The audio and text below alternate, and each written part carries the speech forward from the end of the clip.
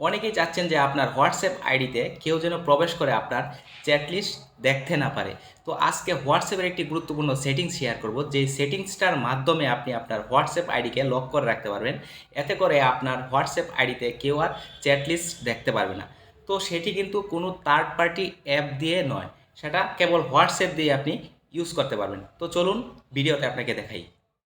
প্রথমে আপনি চলে যাবেন আপনার হোয়াটসঅ্যাপ আইডিতে। হোয়াটসঅ্যাপ আইডিতে আসার পর উপরে থ্রি ডট মেনু দেখতে পাবেন, ওইখানে ক্লিক করবেন। তারপর নিচে সেটিংস অপশন দেখতে পাবেন, ওইখানে ক্লিক করবেন।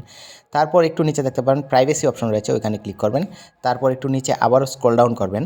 স্ক্রল ডাউন করার পর এখানে দেখতে পাবেন অ্যাপ লক নামের একটি অপশন রয়েছে, তো ওইখানে আপনি ক্লিক করে দিবেন। ক্লিক করার সাথে সাথে এরকম ইন্টারফেস শো করবে। তো আনলক উইথ বায়োমেট্রিক নামের একটি অপশন দেখতে পাবেন, পাশে একটি আইকন দেখতে পাবেন, ওইটাকে এনেবল করে দিবেন। তারপর এরকম ইন্টারফেস শো করবে। তো এখানে আপনি আপনার ফোনের ফিঙ্গারপ্রিন্ট অথবা পাসওয়ার্ড দিয়ে দিবেন। তারপর এখানে দেখতে পাবেন অটোমেটিক্যালি লক।